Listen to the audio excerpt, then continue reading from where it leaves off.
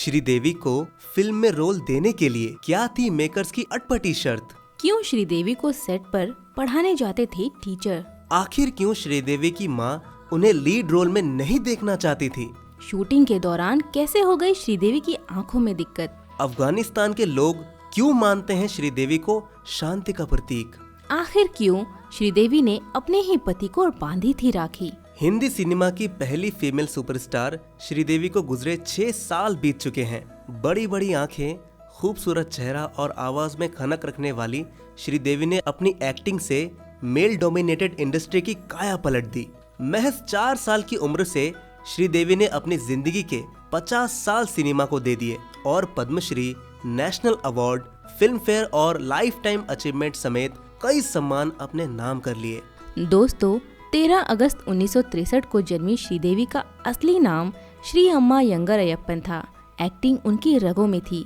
जिस उम्र में बच्चे मुश्किल से बोलना सीखते हैं, तब श्रीदेवी घर आए मेहमानों की नकल उतारकर लोगों का ध्यान खींच लिया करती थी। 1996 में तमिल भाषा की हिंदू माइथोलॉजिकल फिल्म कंधन करुणाई बनाई जा रही थी। इस फिल्म में भगवान कार्तिकेय के रोल के लिए साउथ एक्टर विजय कुमार को कास्ट किया गया था, लेकिन आखिरी समय पर विजय कुमार को दूसरा रोल दे दिया गया था। जब कार्तिकेय के रोल के लिए अर्जेंट चाइल्ड आर्टिस्ट की जरूरत पड़ी, तो प्रोडक्शन के किसी व्यक्ति ने फिल्म मेकर से श्रीदेवी का जिक्र किया।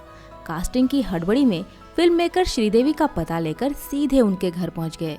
घर पहुंचते ही नन्ही सी श्रीदेवी का एक छोटा सा टेस्ट लिया गया, जो उन्होंने पास कर लिया।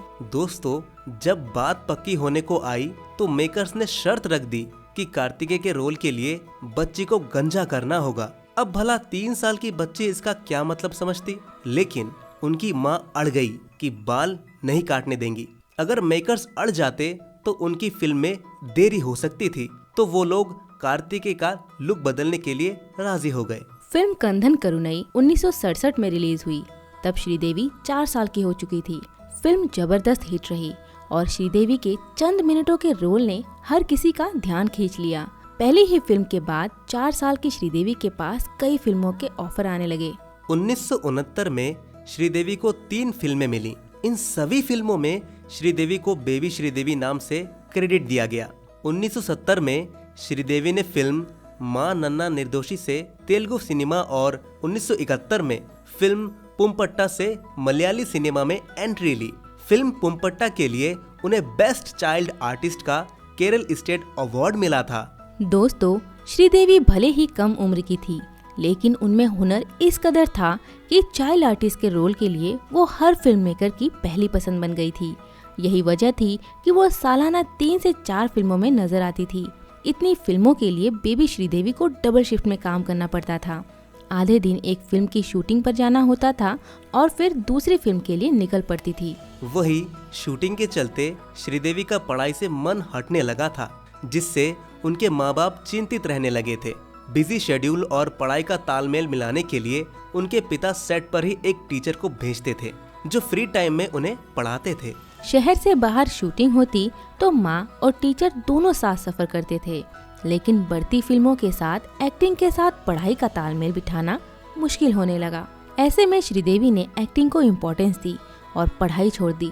जब के बालचंदर ने श्रीदेवी को फिल्म मुंद्रू मुदीचू में लीड रोल दिया तो हर कोई खुश था, लेकिन उनकी माँ राजेश्वरी नहीं चाहती थी कि वो इतनी कम उम्र में एडल्ट रोल प्ले करें। उनका मानना था कि इन रोल्स का श्रीदेवी पर बुरा असर पड़ सकता है। इस फिल्म में श्रीदेवी को 18 साल की सेल्वी नाम की एक ऐसी लड़की का रोल प्ले करना था, जो अपने प्रेमी और बहन की मौत के बाद गरीबी में एक बुजुर्ग आदमी से शादी कर लेती है। फिल्म में कमल हासन ने श्रीदेवी के बॉयफ्रेंड का रोल प्ले किया था, जबकि रजनीकांत फिल्म में विलेन बने थे। ये रजनीकांत के करियर का पहला बड़ा रोल था।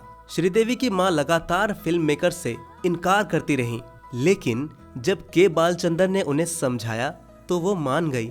इस फिल्म में श्रीदेवी को रजनीकांत से ज्यादा फीस दी गई थी। मुंदरू मुदीचू में श्रीदेवी के एक्टिंग को लोगों ने बहुत अप्रिशिएट किया, जिसके बाद उन्हें back to back Kamal Haasan और रजनीकांत के साथ फिल्में मिलने लगी। श्रीदेवी ने कमल हासन के साथ 27 फिल्मों में काम किया। बता दें कि साल 1977 की तमिल फिल्म 16 व्याथिनीले में श्रीदेवी ने लीड रोल निभाया था। जब 1979 में इस फिल्म की हिंदी रीमेक फिल्म 16वां सावन बनी तो उसमें भी श्रीदेवी को ही लिया गया। इस फिल्म से 16 साल की श्रीदेवी ने बॉलीवुड में कदम रखा था। साल 1984 की फिल्म तोहफा से स्टारडम हासिल करने के बाद श्रीदेवी ने मास्टर जी, नगीना और जाबान जैसी बैक टू बैक हिट फिल्में दी। फिल्म नगीना में काम करके श्रीदेवी देश की पहली फीमेल सुपरस्टार बनी थी। हालांकि ये रुतबा हासिल करने के लिए श्रीदेवी ने अपनी आंखों की रोशनी तक दांव पर लगा दी थी। दरअसल फिल्म में नागिन बनने के लिए श्रीदेवी को सेट पर घंटों कॉन्टैक्ट लेंस पहनना पड़ता था। उस जमाने में लेंस का चलन ज्यादा नहीं होता था। ऐसे में लगातार लेंस पहने रहने से उनकी आंखों में दिक्कत होने लगी थी। जब श्रीदेवी इलाज के लिए डॉक्टर के पास गई तो डॉक्टर ने उनसे कहा था कि अगर आप लेंस लगाती रही तो आपकी आंखों की रोशनी तक जा सकती है। श्रीदेवी का फिल्मों और एक्टिंग के लिए डेडिकेशन इस कदर था कि उन्होंने डॉक्टर की सलाह के बावजूद लेंस लगाकर ही फिल्म की शूटिंग पूरी की। वो सेट पर अपने साथ आई ड्रॉप रखती थीं और जलन होने पर उसका इस्तेमाल करती थीं। फिल्म की शूटिंग खत्म होने के बाद जब श्रीदेवी की आंखों में दिक्कत आने लगी तो उन्होंने ऋषिकेश के पास स्थित नीलकंठ मंदिर में मन्नत मांगी थी। मन्नत के चलते उन्होंने वहां ट्रेवलर्स के लिए 3 कमरे बनवाए थे, जिन्हें आज भी श्रीदेवी की धर्मशाला नाम से जाना जाता है। फिल्म नगीना साल 1986 की दूसरी हाईएस्ट ग्रॉसिंग फिल्म रही। वहीं फिल्म का गाना मैं तेरी दुश्मन दुश्मन तू मेरा आज भी लोगों की जुबान पर रहता है। दोस्तों, श्रीदेवी और अमिताभ बच्चन स्टारर फिल्म खुदा गवाह की शूटिंग अफगानिस्तान के कई हिस्सों में हुई थी। उस समय अफगानिस्तान में जंग का माहौल बना हुआ था। हर तरफ गोलीबारी हो रही थी और मिसाइल का यूज होना भी आम था। खौफ में लोगों ने घरों से निकलना तक बंद कर दिया था। उस दौरान अफगानिस्तान के राष्ट्रपति मोहम्मद नजीबुल्लाह थे। वह भारतीय फिल्मों के बड़े फैन थे। ऐसे में जब अमिताभ और श्रीदेवी की फिल्म शूट करने के लिए उनसे परमिशन ली गई तो वो तुरंत मान गए। दोस्तों, उन्हें शूटिंग के लिए परमिशन तो मिल गई, लेकिन माहौल बेहद खराब था। जब अमिताभ और श्रीदेवी शूटिंग के लिए अफगानिस्तान पहुंचे तो नजीबुल्लाह ने अफगानिस्तान की आधी सेना सिर्फ उन दोनों की सिक्योरिटी में लगाई थी। फिल्म की शूटिंग देखने के लिए अफगानिस्तान के लोगों की भीड़ जमा हुआ करती थी।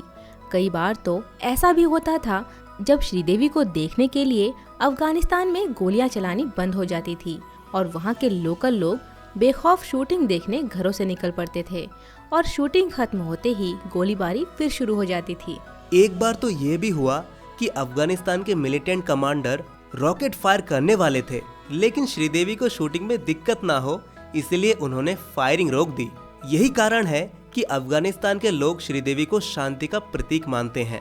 दोस्तों, एक समय था जब श्रीदेवी मिथुन चक्रवर्ती के साथ रिलेशनशिप में थी और दोनों ने शादी भी कर ली थी। मिथुन श्रीदेवी और बोनी कपूर पर शक किया करते थे।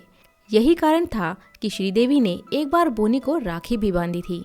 दरअसल बोनी कपूर की पहली पत्नी का नाम मोना कपूर था और वह श्रीदेवी की बहुत अच्छी दोस्त थीं। इसी वजह से एक बार मोना ने श्रीदेवी को अपने घर में रहने के लिए जगह भी दी थी। उन दिनों श्रीदेवी मिथुन चक्रवर्ती को डेट कर रही थी। हालांकि मिथुन को श्रीदेवी और बोनी के रिश्ते पर थोड़ा शक था।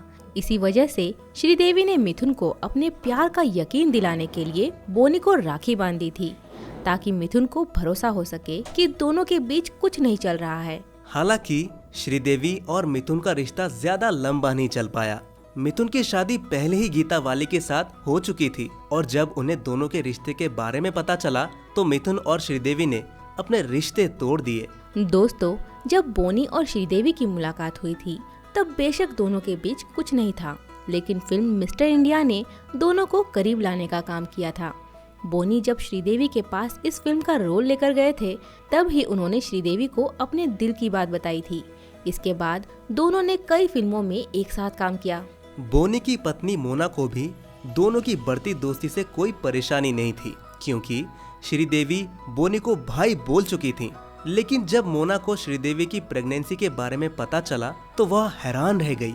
इसके बाद ही मोना ने बोनी से तलाक ले लिया और साल 1996 में बोनी ने श्रीदेवी से शादी कर ली।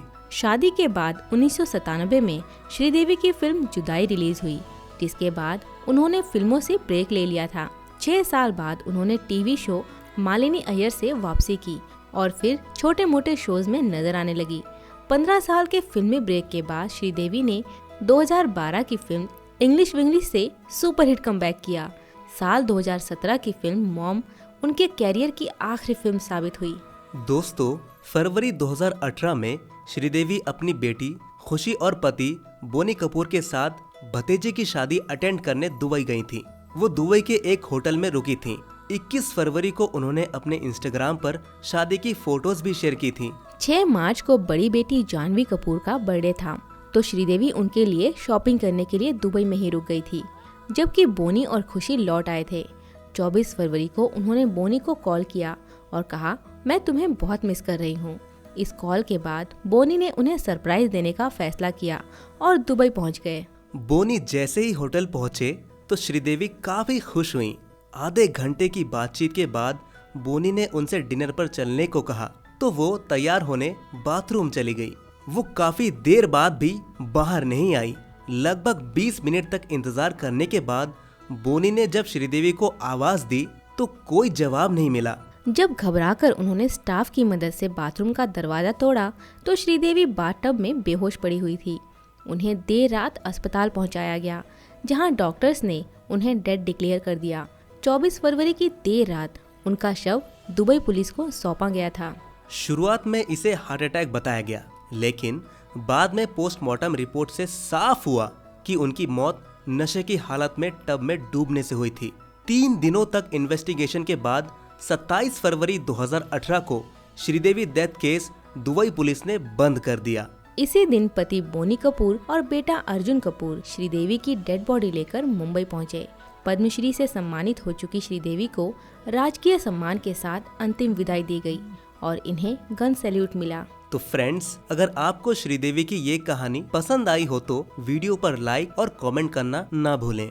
और इसी तरह अपने पसंदीदा सितारों के बारे में जानने के लिए हमारे चैनल बॉलीवुड डायरी को सब्सक्राइब जरूर करें।